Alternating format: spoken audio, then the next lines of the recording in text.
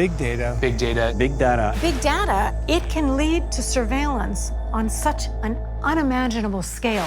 We're in the era of big data. Massive amounts of information are being collected about us every day, from our mobile devices and social media accounts.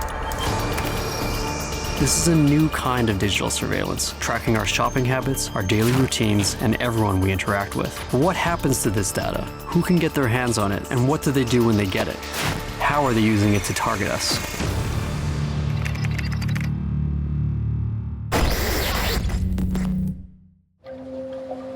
We generate more than 2.5 billion gigabytes of data about ourselves every day, from text and videos to sensors and trackers on smart devices. This information is stored online, and it's up for grabs if you know where to look. One of the companies making use of this information is Neighborly, an online tenant screening service. Neighborly uses your credit and rental data to determine if you pose a risk to landlords, and increasingly, they're using your social media information in their research. I met with Neighborly founder and CEO Dylan Lenz to find out how this data is being used to analyze people. So you actually did an analysis of me. Can we go Yeah, through so that? this is yours. So this is what your report would have looked like initially. You had like a 79% chance of success because we couldn't verify income, and you were high risk on a couple of things. Well, we look at like 500 different data points. We do a phone record search. We do email, identity verification. We look at social media information. What role does social media play in your screening process? We use it to determine misrepresentation. Does this person have a co-applicant that they didn't declare? Do they have a dog they didn't declare on the application? Do they actually work at their job? There's a company in the UK that uses social media data where they just analyze all of the words used in your posts. And these words are like words like broke or poor. And like those are literally what they say are words that they use. If people use the word broke a lot or word poor a lot, then they're probably not gonna pay their rent. The fact that people think that that's actually true, I mean, maybe it is true, but there's no world where this company that's been around for 6 months or 8 months has looked at 2 million data points to actually determine if that's in any way relevant. While our company is trying to be incredibly ethical, not every company is. When we were approached by these data brokers, they were offering us access to data that basically had people's emails, names, addresses, and the results of every online form they'd ever filled out. And less ethical people might actually start using that data to make decisions or to classify you. If corporations are looking at our social media posts to determine whether we can pay rent, what other decisions are being made about us with data we don't even know we're sharing? Every time we log on, we're giving out information that could be used against us in the future. There is a further way this data about us can be exploited. I met with Michel Junot-Ketsuya, a former senior intelligence officer with CSIS. He has first-hand experience mining people's data. Trained in the art of manipulation, he sees huge potential for abuse of our online data by more than just intelligence agencies. Big data is available not only to the private sector, but it's available to anybody who knows where to look and what to look for. If you're going to look into my data, for instance, Already done. what sort of thing might I be surprised to hear that you'd learned about me?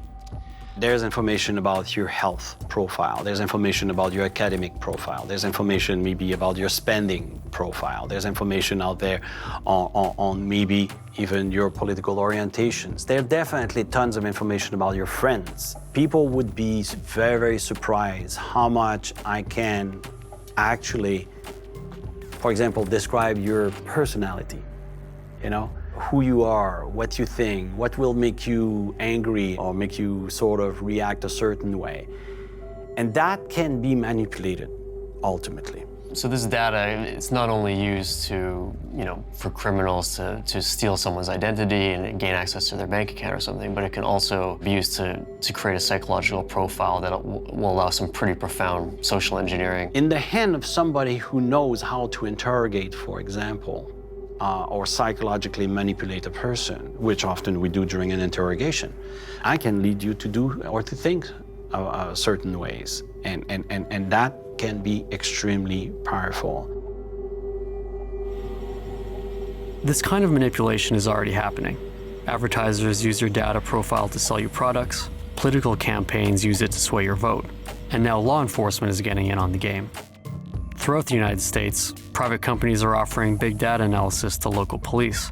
This is predictive policing. automated systems that tell police what parts of the city are most likely to see spikes in crime on an hour-by-hour basis.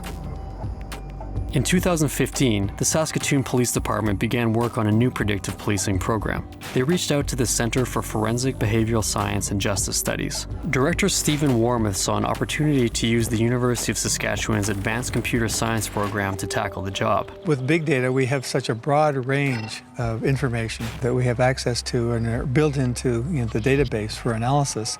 That there's the possibility of finding patterns that we would never find had we not acquired those bits of data that we're now including. Can you give me an overview of how the program works? We're not doing what, dare I say it characterizes predictive policing in the U.S., where they're focusing on what are called hotspots, where to put the cars, where to put the boots on the sidewalk to prevent crime. Studies have shown that 2/3 of calls to police departments are not criminal in nature. They're social, they're environmental, they're poverty, they're all kinds of things, mental health related. We want to apply this capacity, this technology, to the potential array of issues that are presented to police. Do you arrest someone? Do you let them go? Do you charge them? Do you bring them? Do you detain them? It's an example of how this kind of approach can basically act as a decision-making aid.